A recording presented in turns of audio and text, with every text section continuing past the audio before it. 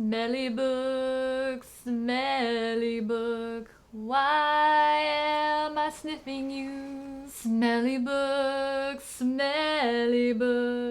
it's not your fault.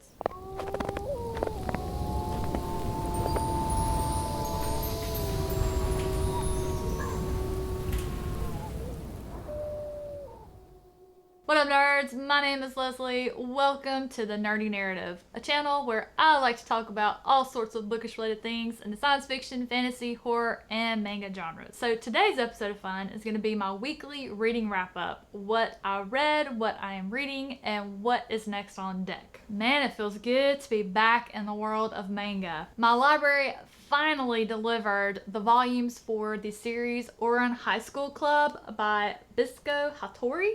I'm definitely saying that wrong. As of today's filming, I've read the first 3 volumes. Volume 1, I did not think I was gonna like this series. It was just weird, and y'all, Japan does some weird stuff. Volume 2 changed my mind. I started getting into it, and by Volume 3, we started getting some character development, which I was all about.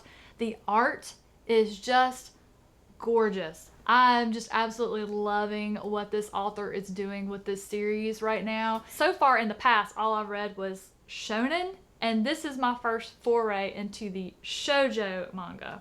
I'm probably saying that wrong as well. Sorry about that, guys. So the premise is really kind of funny. It's basically a group of 6 high school guys. They're all very wealthy, and in return, they go on dates and spend time with the wealthy girls of the high school. And so we have another character who kind of stumbles upon them accidentally, ends up breaking like an $80,000 vase that the club agrees that they will take care of. In return, this character has to join the host club, become a host, and work off their debt. And it's quite hilarious when they discover this is a girl. They thought she was a boy because she dresses like a boy and her hair was cut because she got gum in it. And just hilarity has ensued, and I'm just living for it at this point. I have just been completely taken in. Can't wait to continue this series. The next book I completed was an e-arc that I received from the author to read and review, and that is The Flashlighters by Daniel Barnett. The Flashlighters will be available for purchase on January 26th. This is an ongoing series. This is actually the 4th installment of the Nightmareland Chronicles by Daniel Barnett. If you've been around here any length of time, you know I am a huge fan of this series.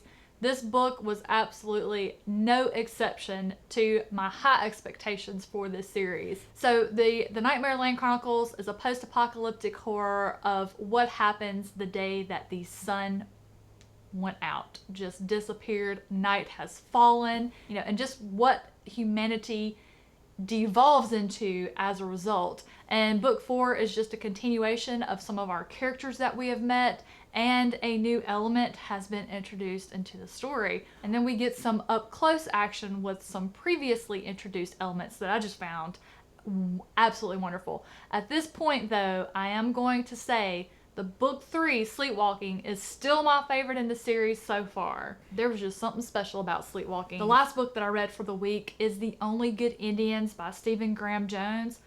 Guys, read this book. I am going to do a review, and it will be a spoiler-free review, but if you want me to save you the time of having to watch that review, here's what you need to know. You need to read this book. This book is a top favorite horror of mine.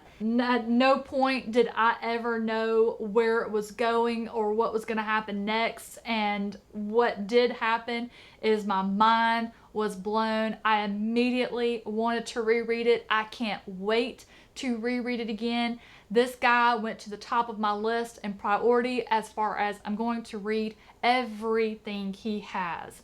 Everything. So if you're asking yourself, what's my takeaway from what she's saying? Read this book.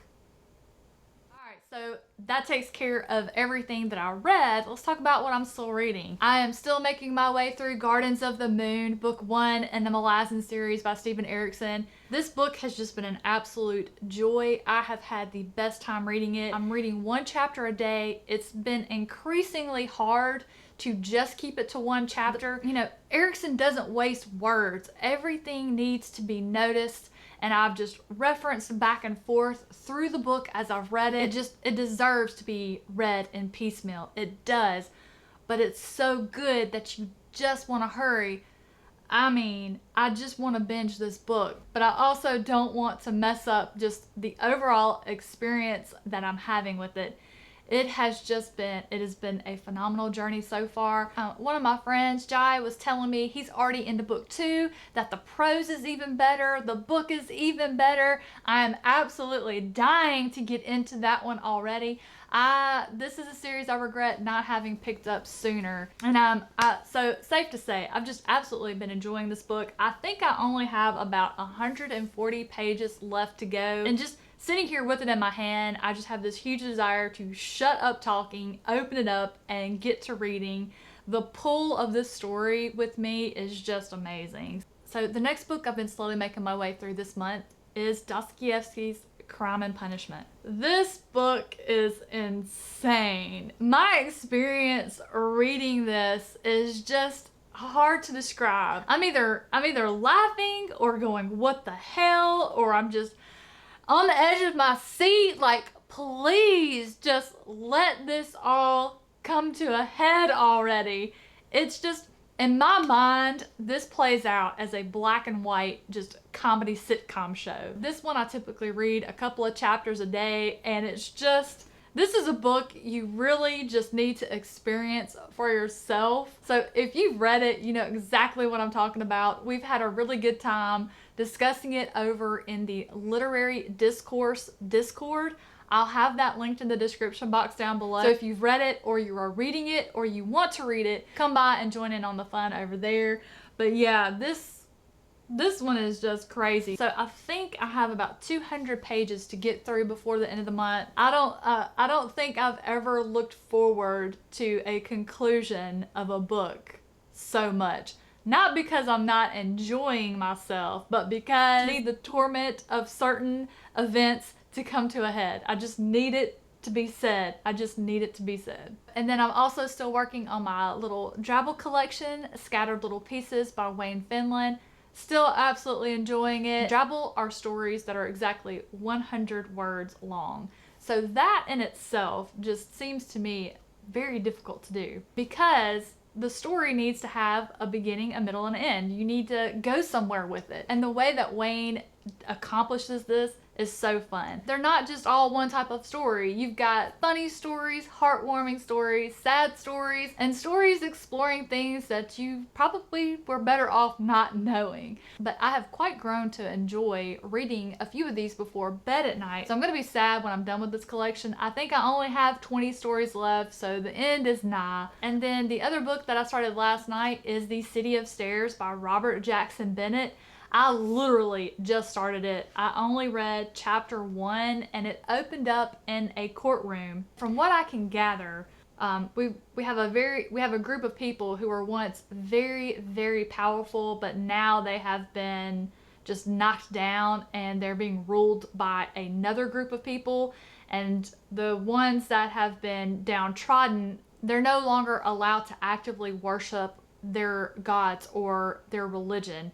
Like, that has all been censored out and erased. They're not even allowed to know their history. So I found it extremely interesting. I want to know more. So it's always a good thing when the author manages to grab your attention with the first chapter. This is my first book by Robert Jackson Bennett. I have been wanting to read Foundershide and Shorefall for quite some time now. And from what I understand, this is his earlier works before Foundershide and Shorefall.